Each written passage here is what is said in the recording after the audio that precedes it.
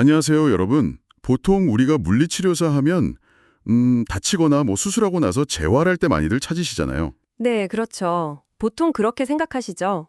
근데 꼭 그럴 때만 가야 하는 걸까요? 사실은 전문가들은 좀 다르게 봐요. 정기적으로 물리치료를 받는 게 오히려 많은 건강 문제를 미리 막는데 정말 큰 도움이 될 수 있다고 하거든요.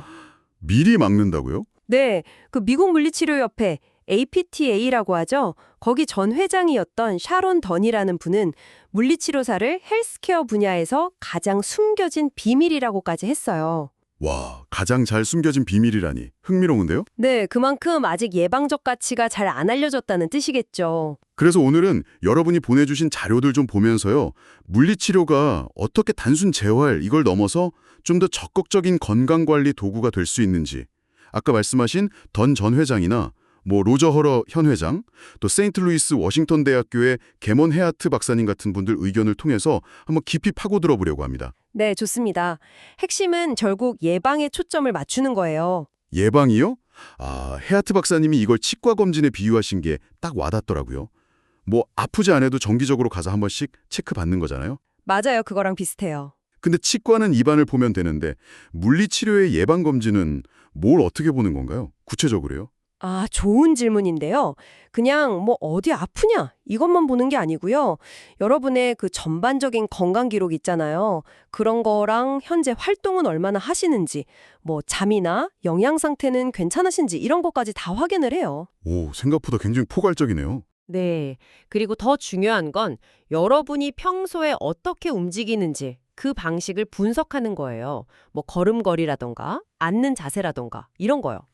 자세나 걸음걸이? 네. 여기서 중요한 점은 이렇게 분석을 해보면 당장은 괜찮아 보여도 나중에 어딘가 문제를 일으킬 수 있는 그런 비효율적인 움직임 패턴이나 잠재적인 위험 요소들을 미리 발견할 수 있다는 거죠. 아하, 미리요. 그렇죠. 그래서 미리 교정할 수 있고요. 그 로저 허러 박사님도 이런 연례 검진이 정말 중요하다고 강조하는데 이게 길게 보면요. 건강하게 사는 기간, 즉 건강 수명을 늘리고 나중에 큰 병 걸려서 돈 많이 드는 걸 막는 효과도 기대할 수 있다는 겁니다. 와, 그게 젊은 운동선수부터 시작해서 또 나이 드셨어도 가능한 한 오랫동안 혼자님으로 활동적인 삶을 살고 싶으신 분들까지 정말 모든 연령대에 다 도움이 될 수 있겠네요. 맞습니다. 적용 범위가 굉장히 넓죠. 그리고 미국 같은 경우는 의사 처방 없이도 50개 주 어디서든 물리치료사를 바로 찾아갈 수 있다는 것도 장점이겠고요. 네, 접근성이 좋죠.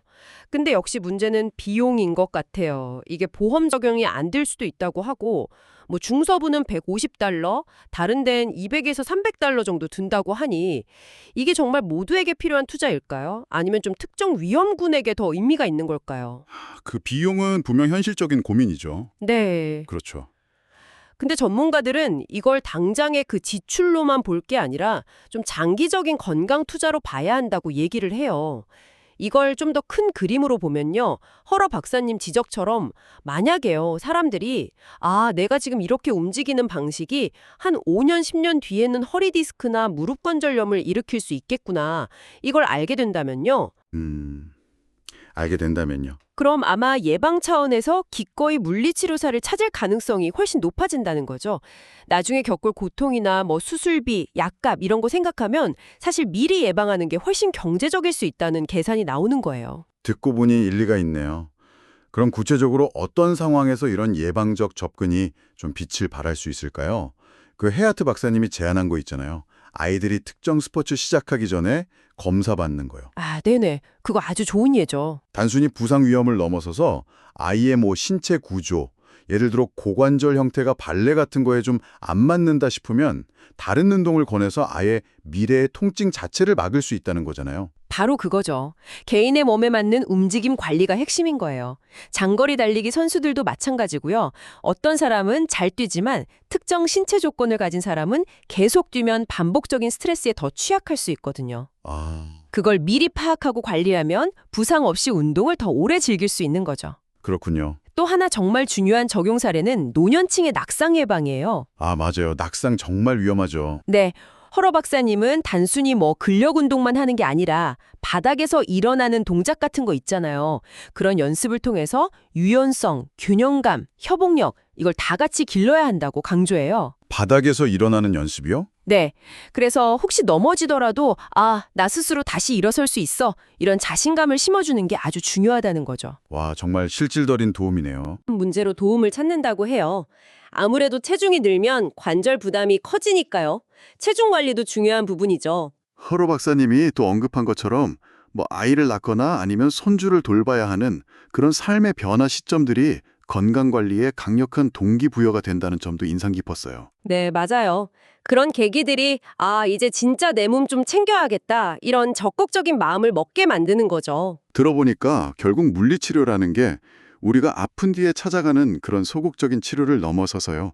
삶의 모든 단계에서 건강을 미리미리 챙기고 또 내 몸의 잠재력을 최대한 발휘할 수 있도록 도와주는 그런 적극적인 파트너가 될 수 있겠다는 생각이 드네요. 네, 정확합니다. 자, 그럼 이 이야기들이 오늘 듣고 계신 여러분께는 어떤 의미가 있을까요?